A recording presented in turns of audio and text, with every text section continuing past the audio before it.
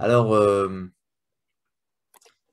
vous avez tous entendu parler du fait qu'on arrive dans un vieillissement, que le monde vieillit. Je vous rappelle que la moitié de la population mondiale a moins de 30 ans et l'autre moitié en a plus. Et que c'était probablement 20 ans l'écart.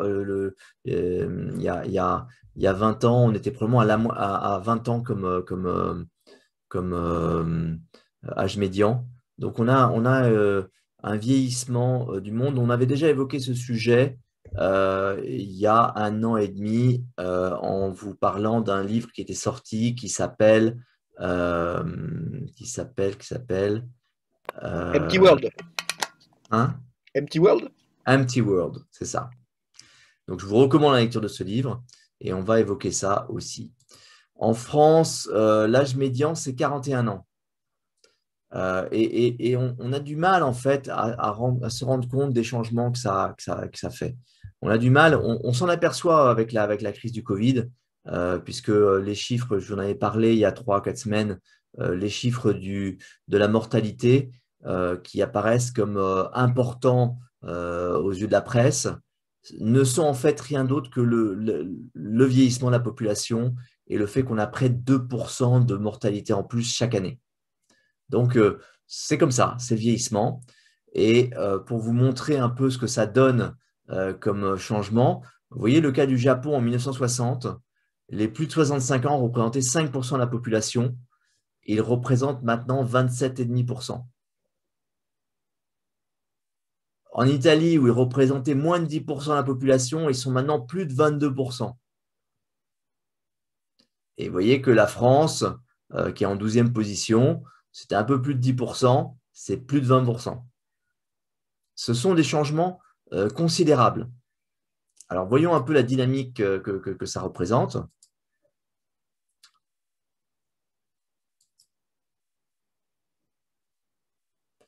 Donc là, vous avez la France en 2050 et en vert, c'est la France actuelle. Si on se regarde en 1990 et qu'on regarde les gens de plus de 80 ans, c'est-à-dire ceux qui sont non seulement à la retraite, mais très probablement pas capables de travailler, vous voyez qu'on est passé de 2 à 4 millions et qu'on va aller en 2050, donc on va passer à 6-7 millions en 2040, et à 2050, dans 30 ans, on aura 8 millions. Donc on va avoir quadruplé le nombre de gens qui sont au-delà de 80 ans, c'est-à-dire pour beaucoup en situation de dépendance. Si je regarde pardon, la pyramide des âges, et que je regarde cette fois-ci la répartition plutôt entre les actifs et les retraités. Donc les retraités, on va prendre 69 ans et demi.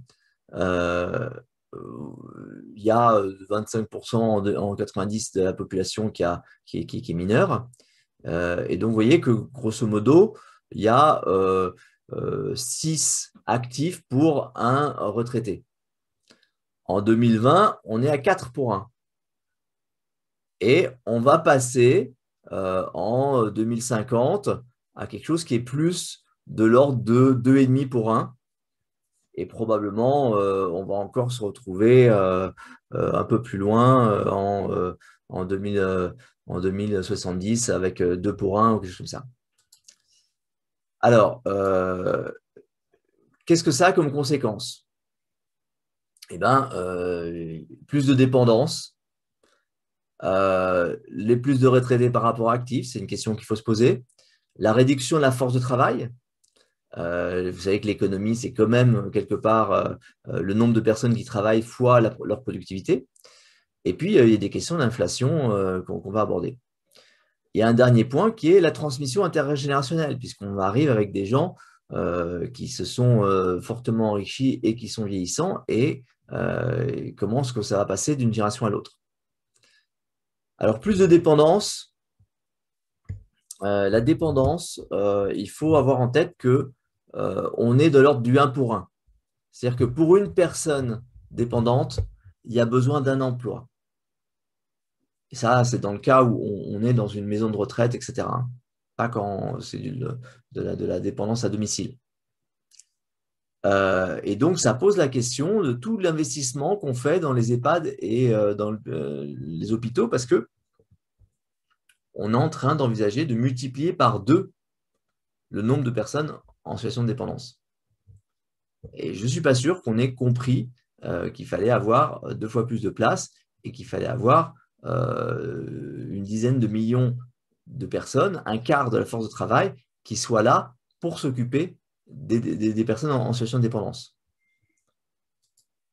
Plus de retraités par rapport à actifs. Donc, il y a le premier cas de la France, retraite par répartition. Donc, comme je vous le disais, 6 pour 1 en 90, 4 pour 1 en 2020, 2,5 pour 1 en 2050. Comment est-ce qu'on finance ça? Donc, aujourd'hui, la solution qui a été retenue, c'est de dire, oui, bon, ben, on va repousser un peu plus loin le moment où on va à la retraite, ce qui fait qu'on reste actif officiellement un peu plus longtemps. Mais les chiffres que je vous ai mis là sont par rapport à un âge de retraite à 70 ans. Donc, il y a un moment où ça s'arrête. Et en plus, si vous voulez, ça ne fait que retarder la question qui va inéluctablement se poser. La question de la retraite par capitalisation, bah, tout le monde explique que bah, ouais, par capitalisation, ce n'est pas pareil, puisque tout le monde a placé sa retraite en bourse au fur et à mesure qu'il travaillait. Mais en même temps, c'est pareil, parce que tout le monde va vendre ses titres en bourse en même temps. Pour que ces actions placées précautionneusement dans des marchés financiers ou autres gardent de la valeur, il faut qu'il y ait quelqu'un en nombre équivalent pour les acheter au moment où ils les vendent. Et là, on a un choc qui nous attend à l'horizon de 10-15 ans. Je voudrais juste que vous réfléchissiez à la réduction de la force de travail. Comme je vous le disais, l'économie, c'est nombre de personnes qui travaillent fois leur productivité. Quand on vieillit, la productivité n'est pas forcément en train de s'améliorer. Quand on a une réduction de la force de travail, ça veut dire qu'on a une réduction de l'économie au même moment où il faut consacrer du temps à s'occuper des personnes âgées, dépendantes. La question de l'inflation, eh ben, comme je vous le disais, si tout le monde est en train de vendre au même moment et que personne n'est là pour acheter, ou si tout le monde a besoin de collaborateurs, de salariés pour s'occuper des personnes âgées dépendantes, eh ben, c'est autant de gens qui ne sont pas disponibles ailleurs. Si on a une force de travail qui en plus est en réduction, c'est autant de travailleurs qui ne sont pas disponibles. Donc, c'est une autre forme d'inflation qui est l'inflation par les salaires. Dans les 2 cas, on a une dépréciation de tout ce qui était actif, retraite, bien immobilier qu'on conserve pour ses vieux jours, etc. Donc, tout ça montre une dynamique qui est en train de changer. Et cette dynamique, en fait, elle s'illustre encore plus quand vous regardez les tableaux. Voilà la France de 90. France de 90, donc il y a les post-boomers qui globalement sont les moins de 18 ans, 25% de la population. Vous avez les boomers qui sont à 41%, et puis vous avez au-dessus la génération muette, c'est-à-dire celle des… Donc on voit mieux ça avec le tableau comme ça. Vous voyez, la génération muette, elle est là, elle est entre 45 et 70 ans. Donc c'est ceux qui sont au pouvoir. En 90, ceux qui sont au pouvoir sont ceux qui, globalement, sont avant les boomers, sont nés avant-guerre. Et puis, vous avez ceux qui bossent et qui se disent un jour, j'arriverai au-dessus. Le problème, c'est que quand ils arrivent au-dessus, la génération retraitée, la génération muette est devenue retraitée. Elle a perdu du monde. Hein. On était à 15 millions, on n'est plus qu'à 6 millions. On va dire 10. Elle a perdu un tiers de ses effectifs, mais elle reste quand même elle est un nombre de retraités finalement pas si important pour une population pour une population au travail de 22 plus 22, mais dans lequel les boomers représentent la moitié et ils sont au poste de pouvoir. Et c'est eux qui prennent la décision d'enfermer les vieux dans des EHPAD, de faire des confinements, parce que, attention, c'est grave ce qui nous arrive. Et nous, on commence à se sentir menacés parce qu'on a plus de 65 ans pour certains. Certains étant tous ceux qui sont voilà, le premier tiers en fait, des baby boomers. Quand on regarde en 2050, les boomers, ils seront tous retraités et représenteront plus que 9 millions de personnes face aux 22 qui étaient là. Et ils auront derrière eux des post-boomers qui représenteront 67% de la population. Donc, voilà le schéma, c'est que en 2050, au-delà de 80 ans, ça c'est les baby boomers. Et pour une fois, ils ne représentent plus grand-chose.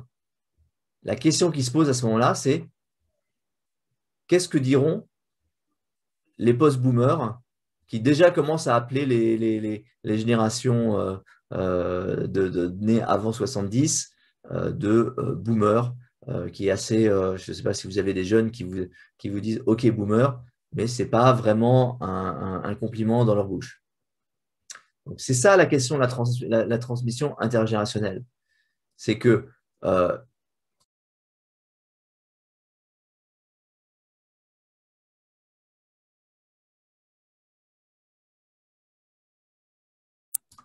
les boomers vont rendre l'argent accumulé. Soit au travers des dépenses de santé qui vont exploser parce que il va falloir qu'ils payent les quelques jeunes qui sont prêts à éventuellement les aider. Et c'est un phénomène qu'on connaît depuis très longtemps. Hein. Ça fait très longtemps qu'il y a dans les familles la mamie dont personne ne s'occupait à part son aide-soignante et elle lui a donné tout ou partie de son héritage. C'est une forme de transmission intergénérationnelle. Donc, soit par la succession, ça c'est ce que tout le monde imagine, mais ça peut aussi être par l'impôt, parce qu'après tout, ces gens-là, il faut bien qu'à un moment, ils payent pour tout ce qu'ils n'ont pas payé. Donc, on va vivre des moments intéressants. La conclusion, c'est que ce n'est pas simplement le marché du silver economy qui arrive. C'est une vraie mutation de la société. Est-ce que ça va être un conflit? Est-ce que ça va être une perte de la dynamique de croissance qu'on a jusque-là et qui est quand même liée au fait qu'on a une population jeune qui est suffisante pour lancer des nouvelles idées, proposer des nouvelles choses? Qu'on le veuille ou non, avec l'âge, on perd son dynamisme, on perd son envie de faire. Donc, si on le reflète ça à l'échelle d'une population entière, ça a probablement des effets. Ça met d'autant plus en avant le rôle de l'entrepreneur. Hein. Et mon dernier point dans la conclusion, c'est comme on l'a vu avec le livre Empty World, ce que je vous montre là sur les chiffres de la France, c'est quelque chose qui est une situation générale au monde entier.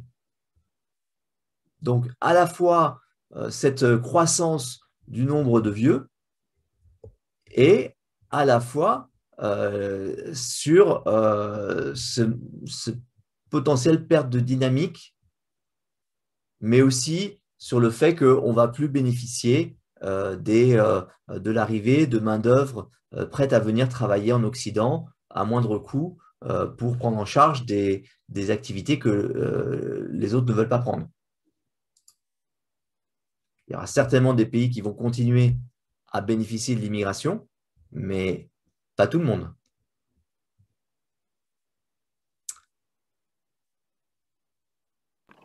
Merci Jean-Christophe. Bravo pour cette plongée dans l'avenir et qui nous alerte sur le fait que notre environnement est en train de changer rapidement, plus rapidement qu'on ne le pense. Tu as une première question. Comment évolue l'âge de la dépendance? Est-ce que finalement on devient dépendant plus tard? J'imagine c'est le sous-titre que je vois dans cette question. Ou bien est-ce que finalement le fonctionnement fait que immanquablement, à un âge connu quasiment statistiquement, on devient dépendant? Alors, c'est tout un sujet et ce n'est pas le cas aujourd'hui. Aujourd'hui, l'âge il y a une statistique qu'utilise l'INSEE, qui est le nombre d'années de vie en bonne santé. Et c'est plutôt un chiffre qui est stable, si ce n'est en décroissance.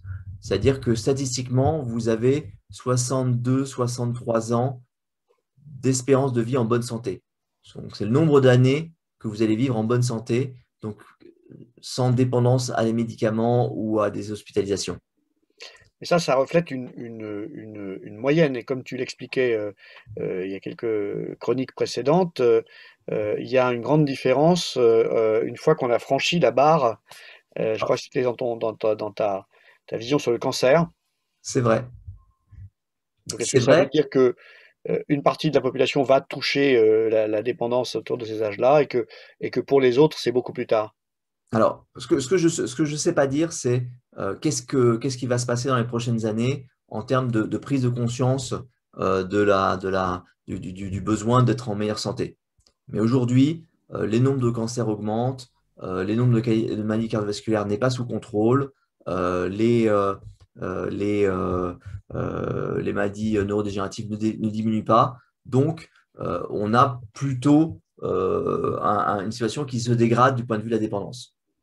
J'espère effectivement que, à la fois parce qu'on n'a pas d'autre choix et à la fois parce que on commence à se remettre d'erreurs stratégiques qu'on a faites dans les années 50, j'espère qu'on va arriver à des changements sociétaux qui feront que il peut y avoir euh, des vraies améliorations de l'état de santé des personnes de plus de 80 ans. Mais ce n'est pas ce qu'on observe maintenant.